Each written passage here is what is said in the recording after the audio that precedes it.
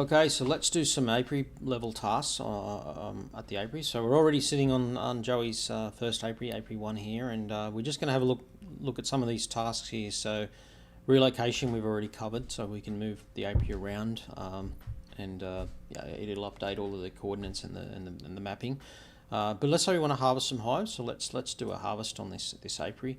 And when we click on harvest, we land here, and the reason we've got two options here is because some beekeepers, particularly enthusiasts or hobbyists, they don't necessarily harvest a whole super.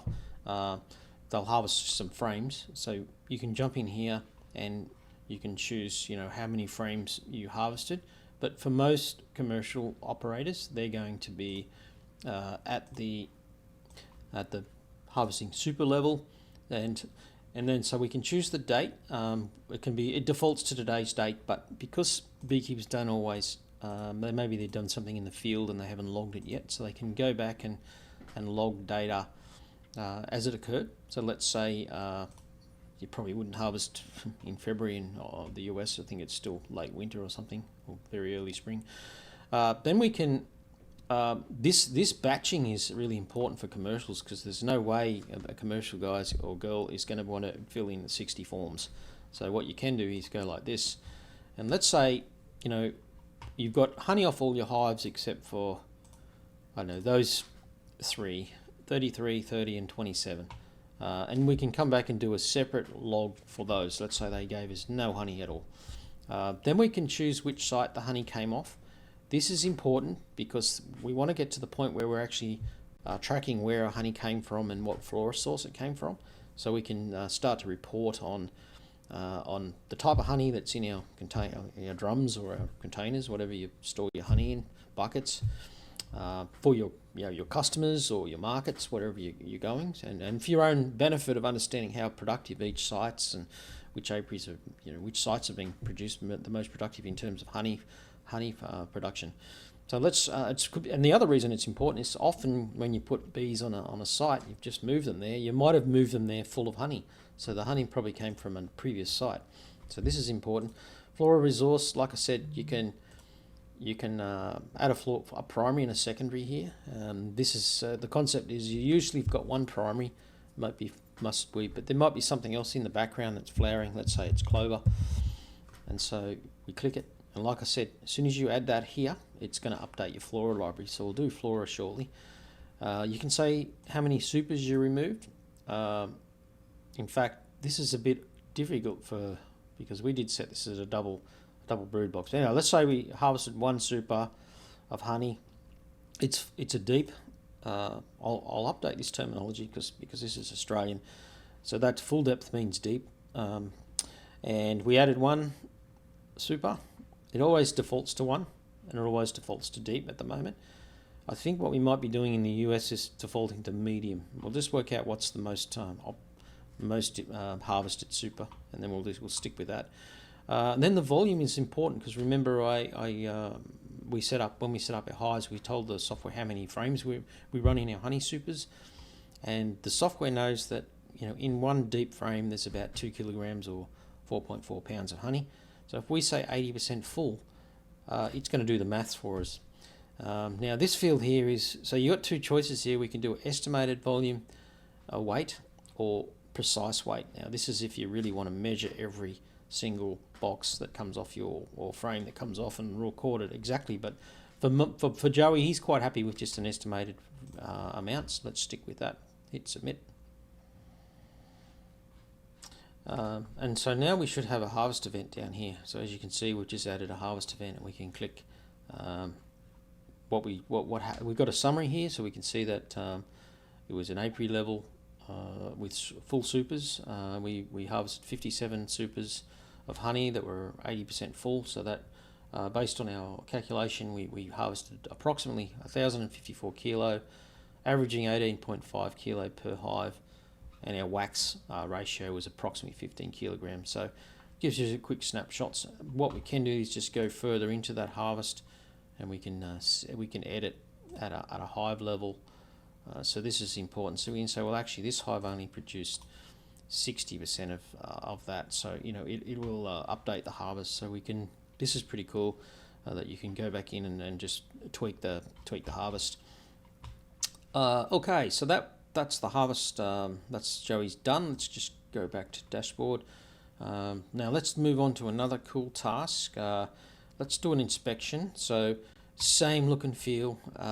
We can set a date. So let's just set the date back to. Let's do this here. I think it was February. So let's say 2 weeks later, roughly, we came in and at 3:49 p.m. we did all the hives and we did a varroa inspection, and we wanted to just check if there was a nectar flow and a pollen flow happening because we just harvested honey a few days before. We want to make sure. So let's click next. And so what this will do now is it will load each type of inspection that I clicked. It's going to load them in order. So it loaded the varroa inspection. So we did an alcohol wash. We detected mites, and let's say we detected 5 mites per 350 bees. Hit submit. Now the nectar flow thing, I don't know about how it works in America, but in Australia, when we walk into an apiary, we get out of the car, and the first thing we do is get a sense of if there's any scent in the air, and that tells us there's fresh nectar coming in, because usually when you get that sweet smell coming, that's just today's honey. Usually when there's no honey coming in and the bees have already cured the honey, that scent stops, and it's far weaker if at all. Is there any beading? Beading is a sign of honey, a honey flow happening. So we can say, we had some medium beading.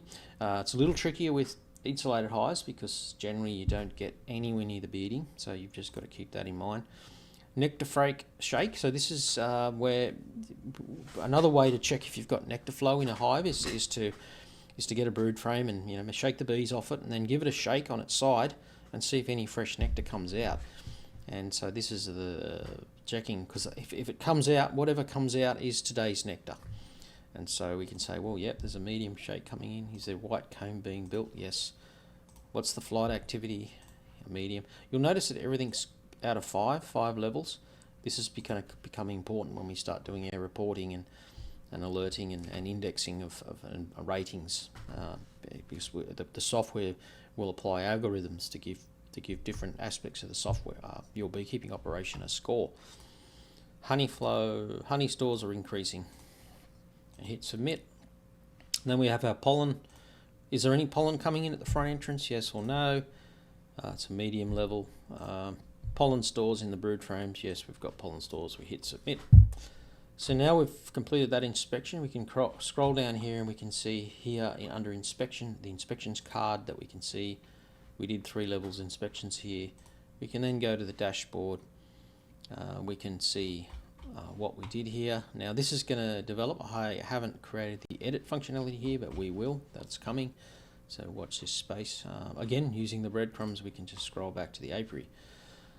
So let's just check what else we've got here. So if we want to do a treatment, so let's say we want to do a treatment. So the mite count back then was actually a bit higher than we like. So we've come back in a week later. We've got ourselves organised, and we're going to do a varroa mite treatment. So we click next, and we're going to do perhaps we're going to do an oxalic acid thing. Once again, a drop down menu. Wherever you see these drop down menus, we've just sort of built it to what we think based on research. But if we're looking for that beta user feedback, so what do you want in this list?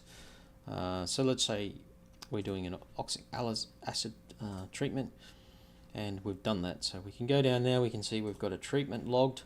Like I said earlier, we've got a varroa management module that will come online shortly. This is just really giving you some basic functionality at this point in time to log and track all of your treatment.